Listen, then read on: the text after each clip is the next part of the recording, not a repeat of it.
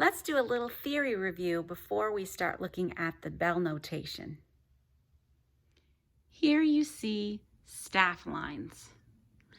Notice the 5 lines, 1, 2, 3, 4, 5, and in between you have 4 spaces. 1, 2, 3, 4. The 5 lines and 4 spaces make up our music staff. The squiggly lines you now see on the staff are called clefs. The top is a treble clef. The bottom is a bass clef.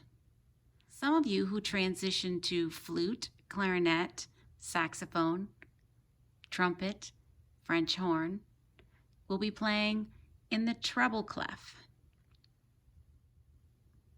If you transition to trombone or baritone, you'll be playing in the bass clef.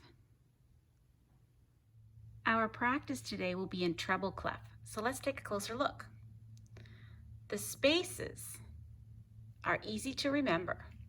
If you want to name a space, just remember they spell face.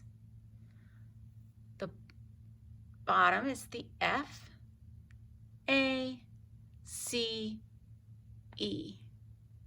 Remember that we always start from the bottom. We build music from the bottom up. So we've got F, A, C, E from the bottom up. If you want to name a space, just remember they spell face. Now for the lines, there are several different ways to remember the lines. Because I was singing the song, I finish with, if you want to name a line, just say every good boy does fine. In the sentence, every good boy does fine, E, every, G, good, B, boy, we couldn't have a girl here because then we'd have 2 G's, does, D, and F for fine.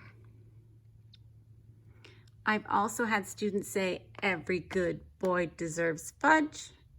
And when I was in high school, breakdancing was popular. That's how long ago I was in school. Every good boy does fine turned into Elvis goes break dancing Fridays. You can think of your own sentence as long as you have an E word, a G word, a B word, a D word, and then finish with F.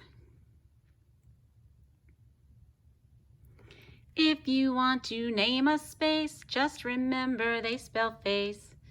If you want to name a line, just say every good boy does fine.